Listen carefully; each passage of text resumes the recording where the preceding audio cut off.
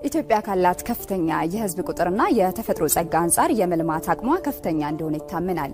መንግስት ሁለንተናዊ ልማትና እድገት እውን ለማድረግ ከዚህ ቀደም የተዘነጉ ዘርፎች ላይ ትኩረት በማድረግ እየሰራም ይገኛል።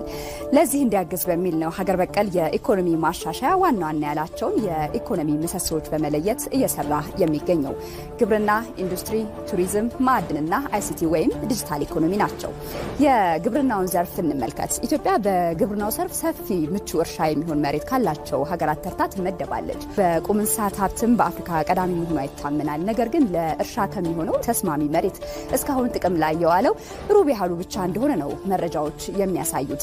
በመስኖ የመልማት ከሚችለው 2.7 ሚሊዮን ሄክታር መሬትም 15 በመቶ ብቻ ነው መልማት የቻለው እስካሁን ባለው ማለት ነው። ይህ ማለት እንግዲህ የምታመርተውን የሰብልና ወደ ውጭ የምትልከውን የግብርና ውጤቶች በእጥፍ ይጨምረዋል ማለት ነው። በተመሳሳይ ለሀገር ውስጥ እንዲሁም ለውጭ ገበያ የምታቀርባቸውን የእንስሳት ተዋጽኦም በዚያው ልክ የሚያሳድግ ነው የሚሆነው። ከዚህ ቀደም ግብርናን በዚህ መንገድ ብንመራው ኖሮ አሁን የምናየው ውጤት ማየት እንችል ነበር። አሁን አምና የነበረው ምርትና ዘንድሮ የምንጠብቀው አይገናኝም። ምርታማነት እያደገ ሲሄድ ገበያ ያረጋጋል፣ ገቢ ይጨምራል፣ ከውጭ የምናስገባቸው ምግቦች ይቀንሳል፣ ወደ ውጭ መላክ አቅማችን ያሳድጋል። ዘርፈ ብዙ ጠቀሜታ ነው ያለው። ኢትዮጵያ ትቀየራለች፣ ትበለጽጋለች። በሚቀጥሉት 10 ዓመታት አፍሪካ ላይ ያላት ቦታ ይስተካከላል ሲባል ዝም ብሎ ፍላጎት አይደለም፣ መሬት ላይ ያሉትን ስራዎች በማየት ጭምር። አሁን ደግሞ የኢንዱስትሪ ዘርፉን እንመልከት። እስካሁን ኢትዮጵያ በአጠቃላይ ከምታመነጨው ታዳሽ ኃይል 10 በመቶ ብቻ ለኢንዱስትሪ ተጠቅማለች። ኢንዱስትሪው ለጥቅል ሀገሪቱ ምርት ወይም ጂዲፒ ያለው አበርክቶ ከ7 እስከ 8 በመቶ ነው። ለኢንዱስትሪው ዘርፍ ዋነኛ አንቀሳቃሽ የሆነው ኃይል እንመልከት። ከታላቁ ህዳሴ ግድብና ከሌሎች ሃይድሮ ፓወር ምንጮች 45000 ሜጋዋት የማመንጨትም አቅም አላት። ይህም በሀገር ውስጥ ኢንዱስትሪዎችና ለጎረቤት ሀገራት ኃይል ለማቅረብ ያስችላታል። በሚሊዮን ለሚቆጠሩ ዜጎች የስራ ዕድል የሚፈጥር ነው የሚሆነው። ሌላው ኢትዮጵያ ካሏት ሀብት በከፍተኛ ሁኔታ የሚነሳው ቱሪዝም ነው። ኢትዮጵያ በዩኔስኮ የተመዘገቡ 18 የሚዳሰሱና የማይዳሰሱ ቅርሶችም አሏት። ቱሪስቶች ወደ ኢትዮጵያ ቢመጡ የሚጎበኟቸው ቅርሶች፣ አዋፋት፣ የዱር እንስሳት፣ ፏፏቴ፣ ተራራማ ስፍራዎችና ባህላዊ እሴቶች በአንድ ላይም ማግኘት የሚችሉባት ሀገር ናት። ነገር ግን ዘርፉ እስካሁን ለጥቅል የሀገሪቱ ኢኮኖሚ ያለው አበርክቶ ከ5 በመቶ የዘለለ አይደለም።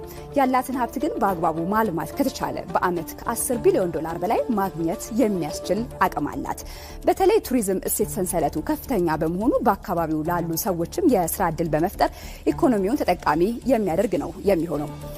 ሌላኛው በኢትዮጵያ ተዘንግቶ የነበረው የማዕድን ዘርፍ ነው። ምንም እንኳን በርካታ የከበሩ ማዕድናት ቢኖሯትም ካሏት ማዕድናት ከ10 እስከ 15 በመቶ ብቻ ነው ተለይቶ የታወቀው ማለት ይቻላል። አሁንም በብዛት ጥሬ ማዕድን ብቻ ለውጭ ገበያ ታቀርባለች። ከ30 በላይ ባለም አቀፍ የሚፈለጉ ማዕድናትም አሏት። በተለይ እሴት የተጨመረባቸውን ማዕድናት ለውጭ ገበያ ማቅረብ ብትችል እንግዲህ ዘርፉን ማሳደግ ከመቻሉም በላይ የከፍተኛ የስራ ዕድል የሚፈጥር ነው። እንዲሁም ከፍተኛ የውጭ ምንዛሬ እንድታገኝበትም የሚያደርግ ነው። አይሲቲ ወይም ዲጂታል ኢኮኖሚ ደግሞ እንመልከት። በኢትዮጵያ እስካሁን ከ20 እስከ 25 በመቶ ኢንተርኔት ጥቅም ላይ ውሏል። ወደ ዲጂታል በሚደረገው ሽግግር በማፋጠን በዓለም አቀፍ ደረጃ ተወዳዳሪነቷን የሚያሳድግ ነው። መንግስት ባለፉት ዓመታት 5ቱን የኢኮኖሚ ምሰሶች ላይ ትኩረት አድርጎ መስራቱ አንደኛው ሌላኛውን ዘርፍ እየደገፈ ተጨባጭ ለውጥ እያመጣ መሆኑን ጠቅላይ ሚኒስትር አብይ አህመድ በህዝብ ተወካዮች ምክር ቤት መግለጻቸውም የሚታወስ ነው። እነዚህን ዘርፎች በአግባቡ ማልማት ከተቻለ ካለው የመልማት አቅም አንጻር ኢትዮጵያ በጥቂት ዓመታት ብቻ መካከለኛ ገቢ ካላቸው ሀገራት ተርታ ማሰለፍ ይቻላል።